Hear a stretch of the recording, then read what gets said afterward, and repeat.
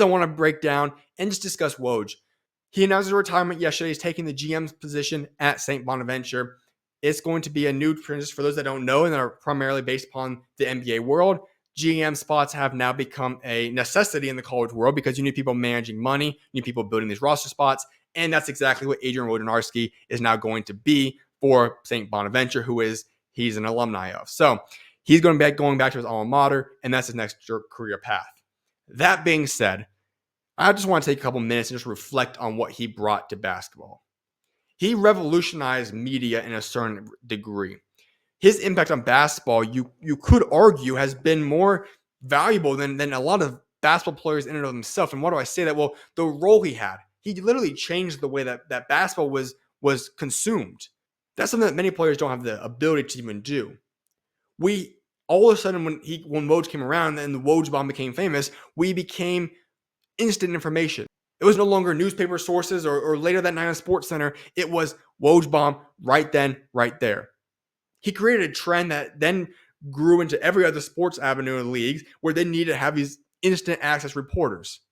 And having that has now brought people and fans closer to their sports they love, closer than they could ever imagine. Before that was never even possible.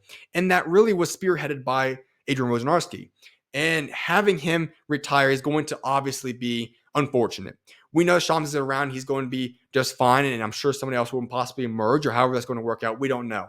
But you can't ever remove the impact that the founders of this essentially created. What he did was sensational, and he's going to be great in his next avenue of life and everything that he's pursued. But there was an article I was reading yesterday that just kind of broke down and why he needed to move away from this job. It is a hard job. The role that he has, that Adam Schefter has, that Ian Rappaport has, that Shams, that any of these guys, Jeff Passan, that these guys that cover these sports, they have an incredibly difficult career path that some could argue, is it really worth doing what they do to their bodies? And there was a report in an article that broke down exactly what he went through. And just to give you guys a little bit of insight, that article discussed the fact that he essentially averaged 3 hours of sleep throughout the past 7 years he signed with ESPN. When he was trying to utilize any form of time away, he was having to be on his phone. What do I mean by that? Well, when he had to use the restroom, he had his phone on. When he went to the shower, he had a special thing set up where his phone was, I guess, essentially in the shower with him. When he ate, he essentially did not go to a single family event for the past 7 years. He had averaged, I believe it was 18 or 19 hours per day of phone usage each and every single day of his life. And he's now 55 years old. That's not something that's really sustainable. And he talked about just the impact it's now had on his body, that him now, he's just been burnt out. He couldn't really do it any longer. And he wanted to finish out this last NBA offseason, broke his final Woj bomb with the Isaac Okoro extension news that came out this past weekend. And then he dropped his final Woj bomb announcing his retirement. And we have to understand that job is not easy. When you have the basketball world, which is constantly revolving 24/7, between time zones, between this, that, and the third occurring, you have to be in contact with people constantly.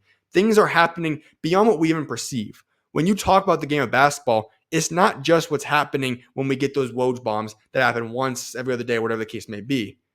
Basketball moves are constantly happening. There's a lot more that we don't even know is going on around circles, but he has to know that information for when the actual news comes through, that he can then perceive and give that information accurately to everybody else and give us the full story.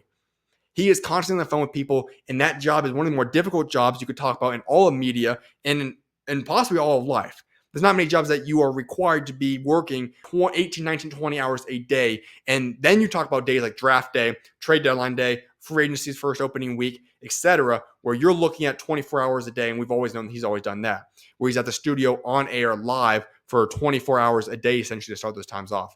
That is a very, very difficult job. So for him, for what he's accomplished, he deserves great recognition, great respect, and it's going to certainly be unfortunate we're not going to be able to have Woj a part of the basketball world and to the extent that he's been a part of. But we should always remember the impact he's had on basketball, because very few can compare to what he brought to the table, what he did for basketball, how he revolutionized basketball content, media, and consumption. And he will for sure be missed for what he's has always done and provided for us.